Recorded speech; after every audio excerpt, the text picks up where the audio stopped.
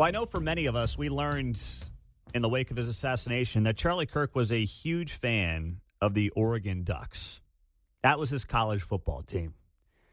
Now, Charlie famously dropped out of college.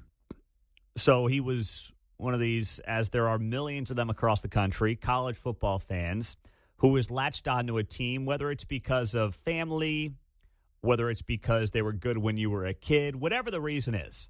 There are millions of college football fans of teams, of universities they did not attend. That's fine. Doesn't much matter.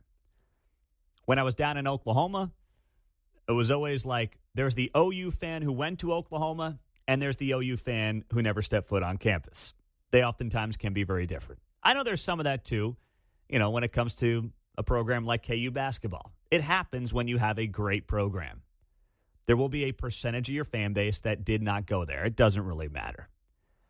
So after Oregon played Northwestern on Saturday, their head coach, Dan Lanning, was asked about Charlie Kirk, his assassination, his fandom of the Oregon Ducks, and I thought it was the most powerful sports moment off the field that we had all weekend. Here's Oregon football coach Dan Lanning.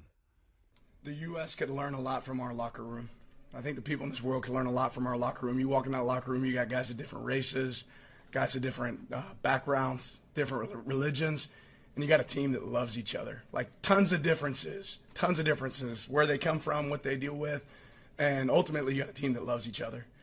And I think we're missing some of that in our country. You talk about, you recently found out like Charlie Kirk was a Oregon fan, right? I didn't know that. I hurt for his wife, Erica, and their kids. Like that sort of evil should never exist in our country. And that's what it is. It's evil. But I remember having to explain that to my family, right? I remember sitting down with my kids and explaining what happened. And they're talking about people talking about it at school, and it's just sad, right? But it's just as sad, every day it seems like we deal with some sort of violence that's going on in our country, whether it's, school kids in Colorado or kids in Minnesota at churches. I mean, life matters. And I think we've lost sight of that. But I wish the world could learn a little bit of something from our locker room, because we got a bunch of people with differences, and what you got in there is a bunch of people that love there. And there's some people that'll be disappointed about how much I said about this, right? And there'll be some people that are disappointed that I didn't say enough, right? Let's just pause it right there. Dan Lanning, Oregon football coach, speaking after the game on Saturday when they played Northwestern. He's spot on about the locker room. Any college football locker room in America is a combination of people of different backgrounds. You have white rural kids. You will have black urban kids. You will have people in between from suburbia.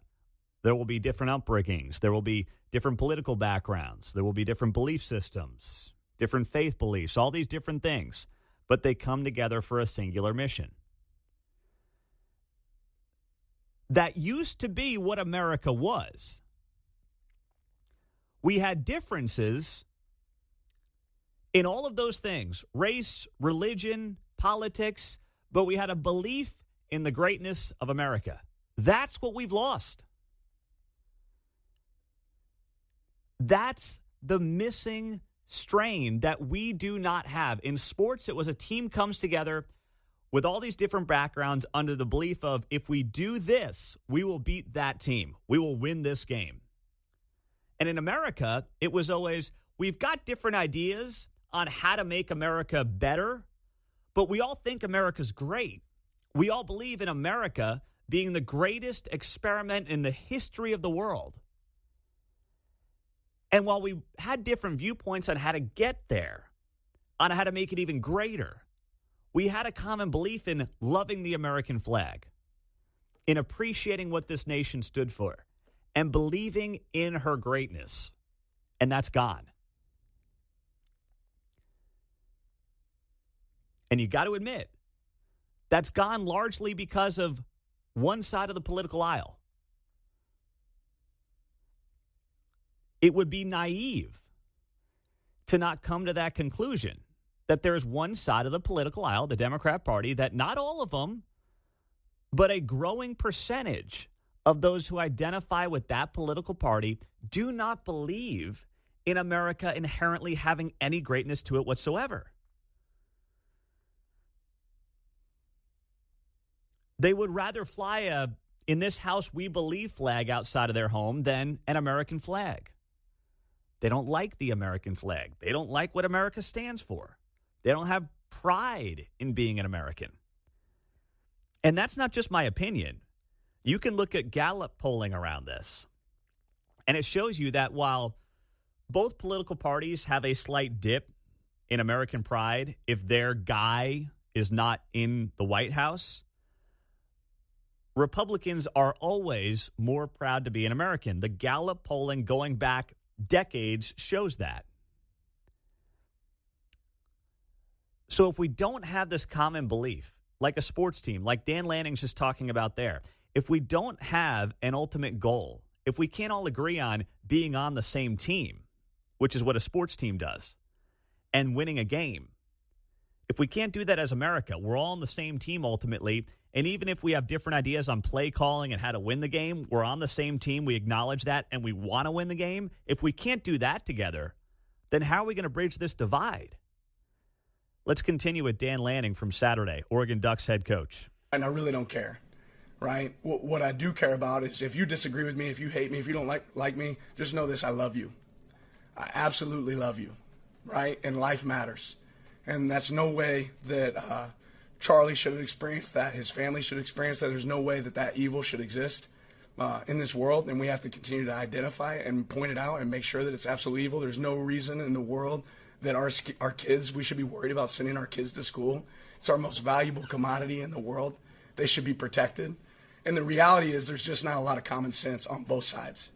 Like common sense says, oh, it's mental health, right? Common sense says, oh, it's guns. You know what? It's both. Like, let's have some common sense. Our kids should be the most protected thing in the world, right? They should have armed guards at every school because there's sick people.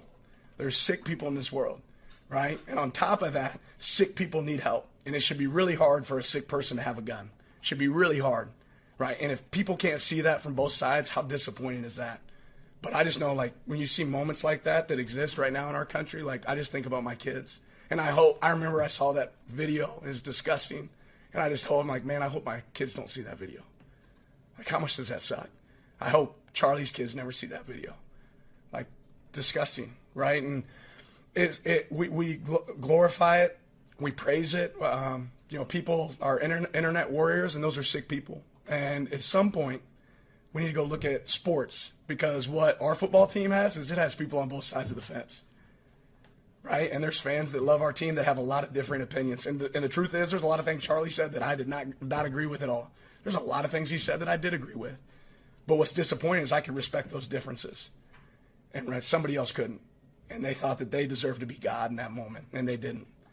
Right? And nobody should have to experience that. So, yeah, I got a lot of disappointment. We had we had Bible study with our team. We talked about it with our team, and I think our team feels the same way. Regardless of views, I don't think they feel anybody ever deserves to experience what some people in our country are experiencing right now. It's super disappointing. Oregon football coach Dan Lanning on Saturday after the Ducks beat Northwestern, and Charlie Kirk was a big Oregon Ducks fan. That's why Dan was asked about that. And overall, a very solid answer there.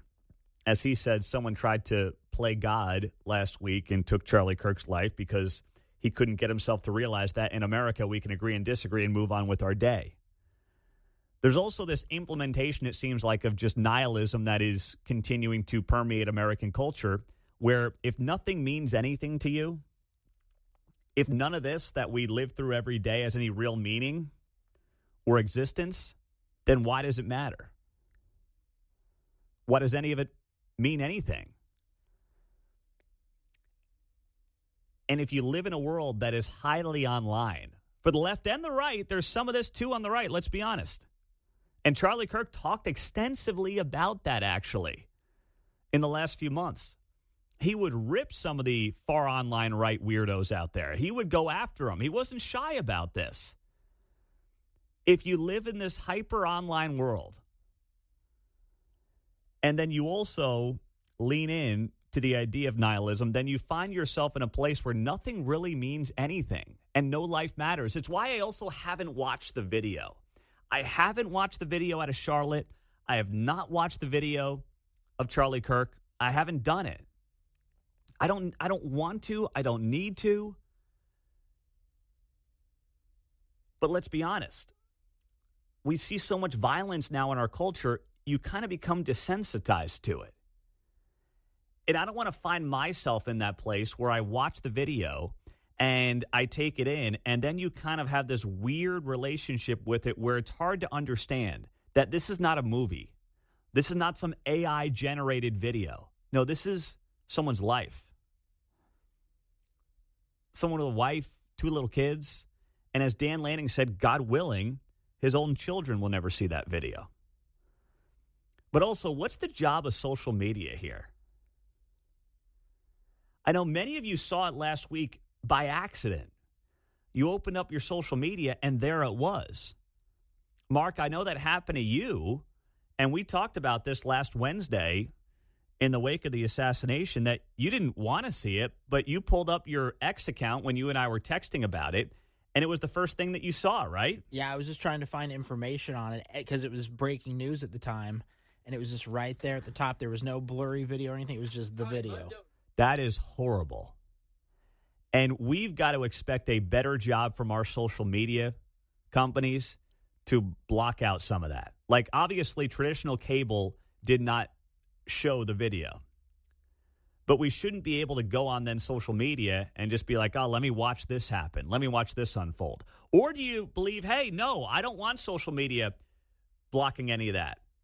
At least a warning, right? They've done that before on social media. A lot of, like, the violence or sexual stuff is blurred, and it says, would you like to open it? And then you have the option. Yes, I remember that.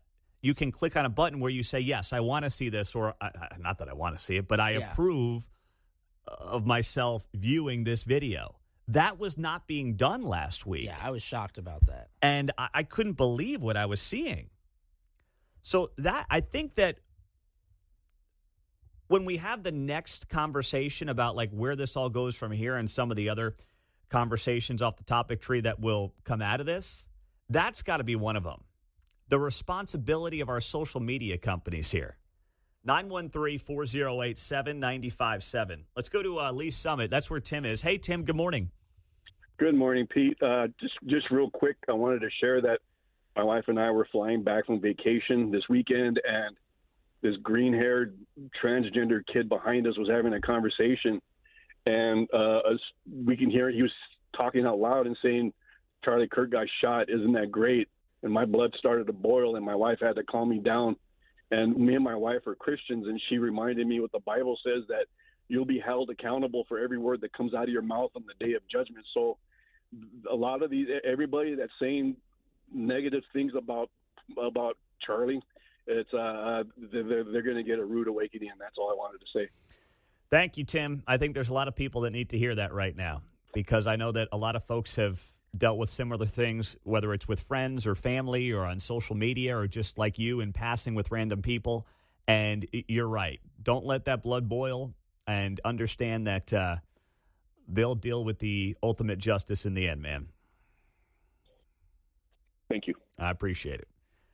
I even, there's people that work for the company that I work for who have put some, not quite that nasty, but certainly messages on social media that are far from sympathetic. And people have asked me about it, and I said, you know what? I'm not thinking about them. I'm not worrying about them. It's not my decision. They don't work with this radio station. So I'll let somebody else be the judge on that, and know that ultimately they've got to deal with the most important judge of all one day.